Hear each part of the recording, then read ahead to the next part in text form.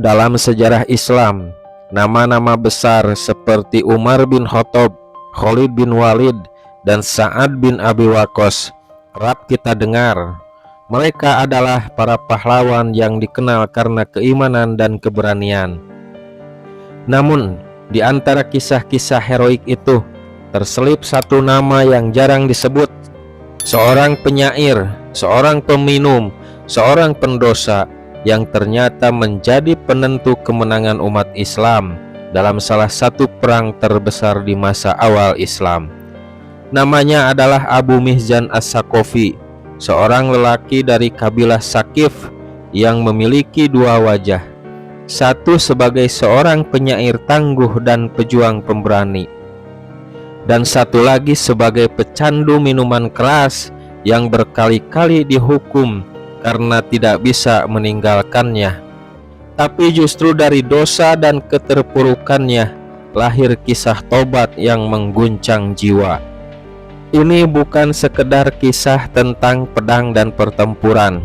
Ini adalah kisah tentang dosa, penyesalan, perjuangan melawan diri sendiri, dan kemuliaan tobat yang diterima oleh Allah Subhanahu wa Ta'ala. Tapi sebelumnya saya harap tonton kisah ini sampai selesai supaya pesan moral dan hikmah dari cerita ini tidak terlewatkan. Dan jangan lupa tekan like, share, dan subscribe untuk terus mendukung channel ini. Langsung saja kita ke ceritanya. Abu Mihjan berasal dari kabilah Saqif di Thaif, sebuah wilayah yang dulunya sangat keras menolak Islam. Tapi setelah Fathu Thaif dan setelah penaklukan kota Mekah, banyak dari mereka yang masuk Islam, termasuk Abu Mihjan. Sejak awal, ia bukan sosok yang biasa-biasa saja. Ia memiliki keberanian luar biasa dalam medan perang. Ketika memegang pedang dan menunggang kuda, tak ada yang bisa menandinginya. Ia lincah, berani, dan penuh semangat. Tetapi Abu Mihjan juga dikenal sebagai penyair Arab yang gemar mabuk-mabukan. Kecintaannya pada syair dan minuman keras adalah warisan jahiliyah yang belum bisa ia lepaskan sepenuhnya, bahkan setelah masuk Islam. Ia berkali-kali dihukum karena minum khamr. Bahkan Khalifah Umar bin Khattab yang dikenal tegas telah beberapa kali mencambuknya sesuai syariat. Tapi penyakit itu masih melekat, bukan karena dia membangkang, tapi karena ia lemah di hadapan hawa nafsunya sendiri. Sungguh betapa beratnya perang melawan diri sendiri, lebih berat dari perang melawan pasukan manapun. Dalam salah satu bait syairnya, Abu Mihjan pernah menulis, "Jika bukan karena khamr, aku akan menjadi orang terbaik di antara kalian dalam urusan agama dan dunia." Ia tahu bahwa dirinya mampu, tapi ia juga tahu betapa dalam ia telah terjerumus. Di malam-malam setelah hukumannya, Abu Mihjan seringkali menangis sendirian. Ia bukan orang yang bangga dengan dosanya, justru ia adalah tawanan dari dirinya sendiri. Ia menyesal, tapi ia tak tahu bagaimana membebaskan dirinya dari candu itu. Bayangkan, seorang lelaki dengan kekuatan perang yang luar biasa, tapi terkalahkan oleh sebotol cairan beracun yang membuatnya lemah dan hina. Tapi begitulah tabiat manusia. Terkadang musuh terkuat bukan di luar, tapi di dalam hati. Tibalah saat yang mengubah segalanya. Perang Qadisiyah. Pasukan Islam akan berhadapan dengan Imperium Persia yang perkasa. Pasukan yang diperkuat gajah perang, pasukan elit, dan perlengkapan perang kelas dunia saat itu. Kaum muslimin dipimpin oleh Sa'ad bin Abi Waqqas, sahabat Nabi yang terkenal dengan doa yang makbul dan kepemimpinan yang cerdas.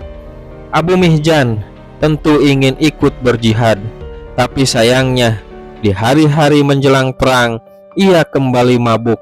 Ia ditangkap dan Sa'ad tak punya pilihan selain menjatuhkan hukuman.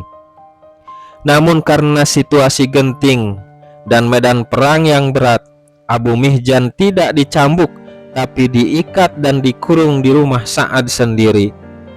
Dari dalam tahanan, Abu Mihjan mendengar sorakan takbir, suara para mujahid bersiap, derap kuda, tapi dirinya hanya bisa terdiam, tertunduk, terpenjara, bukan karena musuh, tapi karena dosanya sendiri. Disinilah titik awal baliknya. Ia menangis dan meratap, bukan kepada manusia, tapi kepada Allah Subhanahu wa Ta'ala. Ia merasa tidak pantas hidup, apalagi menyandang nama Islam. Tapi jauh di dalam hatinya ada suara kecil yang terus memanggil, bukankah Allah Maha Pengampun? Bukankah jihad bisa menjadi tebusan dosa? Lalu ia memanggil Ummu Sa'ad, istri dari Sa'ad bin Abi Waqqas. Dengan suara lirih dan air mata yang tak tertahankan, ia memohon, "Wahai Ummu Sa'ad, bukakan belenggu ini. Demi Allah, jika aku selamat dari perang, aku akan kembali dan menyerahkan diriku. Tapi jika aku gugur, maka biarlah darahku yang membersihkan segala dosaku." Ummu Sa'ad yang mengenal Abu Mihjan sebagai lelaki jujur, akhirnya luluh. Dengan penuh kepercayaan, ia melepaskan Abu Mihjan diam-diam. Abu Mihjan pun mengambil al-baqo, kuda perang milik Sa'ad, menutupi wajahnya, mengenakan perlengkapan, dan diam-diam masuk ke medan tempur. Di tengah kekacauan perang, muncul satu penunggang kuda misterius. Ia seperti kilat, menebas musuh dengan keberanian yang luar biasa. Persia terpukul, pasukan muslimin terpacu semangatnya. Dari atas menara tempat Sa'ad memantau perang karena sedang sakit, ia berkata, "Siapa itu? Itu kudaku, tapi aku tak tahu siapa dia, bukan pasukan resmi." Peran Abu Mihjan hari itu menjadi penentu kemenangan, tapi ia tak mengungkap identitasnya. Ia kembali ke rumah diam-diam, masuk ke selnya sendiri, dan memasang kembali belenggunya. Tak banyak manusia sejujur itu. Ketika Sa'ad mendengar semua kisah ini dari istrinya, ia datang ke sel dan memandang Abu Mihjan. Dengan mata yang berkaca-kaca ia berkata, "Demi Allah, aku tak akan menghukummu lagi setelah ini. Engkau adalah pahlawan hari ini. Jika kau mau bertobat, maka kau telah menebus semuanya hari ini." Dan sejak hari itu, Abu Mihjan benar-benar berubah. Ia meninggalkan Homer, meninggalkan syair-syair dunia. Ia menulis bait syair baru tentang cinta kepada Allah, tentang taubat, dan tentang penyesalan yang berubah menjadi kemuliaan. Kisah Abu Mihjan adalah cerita kita semua. Mungkin kita tidak memegang pedang, tidak menunggang kuda, tidak berada di Qadisiyah, tapi kita juga berperang melawan diri kita sendiri, melawan kebiasaan buruk, melawan hawa nafsu kita. Dan mungkin kita juga pernah gagal, pernah jatuh, pernah malu atas diri kita sendiri. Tapi ingatlah, selama nyawa masih di tubuh, selama hati masih menyesal, selama masih ada air mata, maka jalan pulang kepada Allah selalu terbuka. Kita tak harus sempurna untuk dicintai Allah. Kita hanya perlu jujur dan sungguh-sungguh ingin kembali seperti Abu Mihjan. Kisah Abu Mihjan As-Saqafi adalah cermin bagi kita semua. Kadang kita merasa tak layak karena terlalu banyak dosa, terlalu banyak kegagalan. Tapi lihatlah Abu Mihjan, dosanya besar, tapi taubatnya lebih besar. Ia tak sempurna, tapi ia berjuang.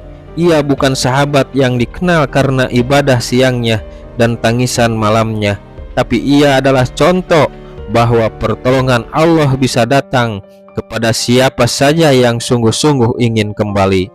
Kita semua punya tahanan dalam diri kita, yaitu hawa nafsu, kebiasaan buruk, kecanduan, atau masa lalu yang kelam.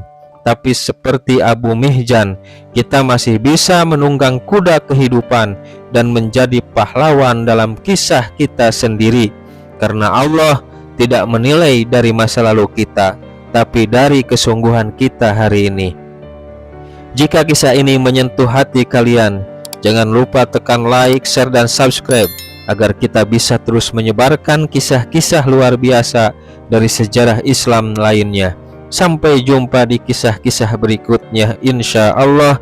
Wassalamualaikum warahmatullahi wabarakatuh.